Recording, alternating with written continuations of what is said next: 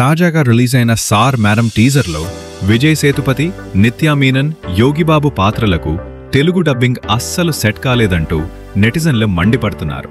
సాధారణంగా సేతుపతికి రమేష్ లేదా గోపీనాథ్ డబ్బింగ్ చెబుతుంటే ఈసారి వాయిస్ వేరేలా ఉందని, పాత్రకు సరిపోలడం లేదని అభిప్రాయపడుతున్నారు. నిత్యా మీనన్ సాధారణంగా తనే డబ్బింగ్ చెప్పుకుంటారు, కానీ ఈ సినిమాలో వేరే ఆర్టిస్ట్ వాయిస్ వినిపించడంపై విమర్శలు వెల్లువెత్తుతున్నాయి. యోగిబాబుకి రాకేష్ రాచకొండ బదులు మరొకరు డబ్బింగ్ చెప్పినట్లు టీజర్ చూస్తే తెలుస్తోంది. తమిళ స్టార్ విజయ్ సేతుపతి తెలుగు ప్రేక్షకులకి సుపరిచితమే అన్న సంగతి తెలిసిందే.